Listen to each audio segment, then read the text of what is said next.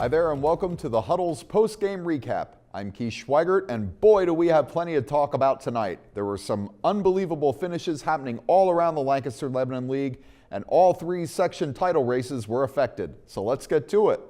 We'll start in Section 1, where arguably the game of the night went down in Neffsville when Warwick visited Manheim Township. The Blue Streaks came in tied with Wilson for first place in the section, and were looking to set up a big showdown with the Bulldogs next week. But Warwick threw a wrench into those plans, pulling off a 31-30 stunner in the game's final minute.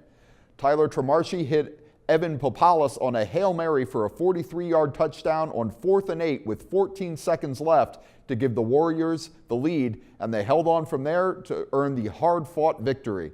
It was the third touchdown pass of the game for Tremarchi, who also scored on a 1-yard touchdown run.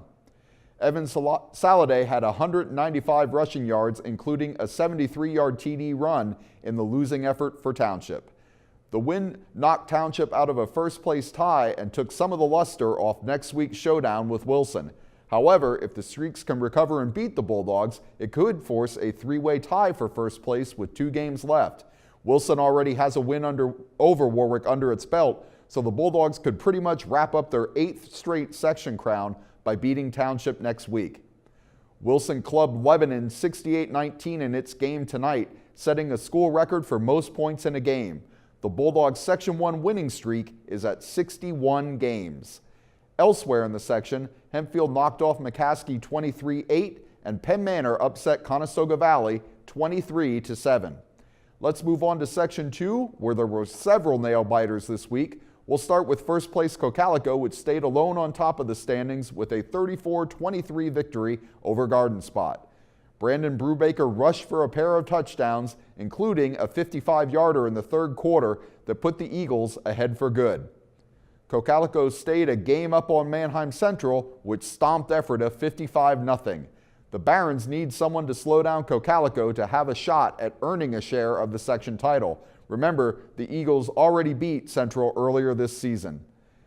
Let's move on to Lampeter Strasburg, which sprung a mild upset over Elizabethtown tonight as the Pioneers engineered a game-winning 63-yard drive in the final 2 minutes of the game to pull off the victory. Todd Shelley hit Cameron Niemeyer from 14 yards out for the winning score in the game's closing seconds. Solanco also pulled off a mild surprise tonight, knocking off Cedar Crest 38-21. Eric Hopkins scored 3 touchdowns for the Golden Mules, who scored 31 unanswered points to erase an early 21-7 deficit. Finally, in Section 3, we'll start off with the Lancaster Online Game of the Week, which really wasn't much of a game. Lancaster Catholic rolled over Pequay Valley tonight 45-0 in what is reported to be the final game at Catholic's Rossmere Stadium. Brian Downey did it all tonight for the Crusaders. He ran for 3 touchdowns, hit Christian Schweigert for a 29-yard touchdown pass, and even caught a 61-yard TD bomb on a trick play. That's 5 scores in all for Downey, whose team has won 2 in a row and is just a game out of first place in the section race. Elsewhere, Anvil-Cleona lost its share of the top spot in the standings tonight after dropping a 32-14 decision to Northern Lebanon. The Little Dutchmen are now a half game behind Donegal, while Northern Lebanon joins Lancaster Catholic at 2-1 in section play. Meanwhile, Elko dumped Columbia 43-24. That's 6 straight losses for the Crimson Tide, who reportedly only dressed 17 players for tonight's game. And finally, Donegal played its last non-league game of the season tonight, and I'm sure the Indians are happy about that. They lost 20-14 to Hazelton.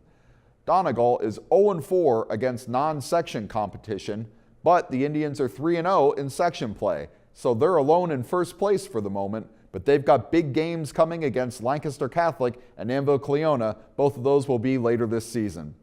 So that's going to do it for tonight's recap. Be sure to check out Lancaster Online for more details about the games, and follow along next week as we get you set for Week 8.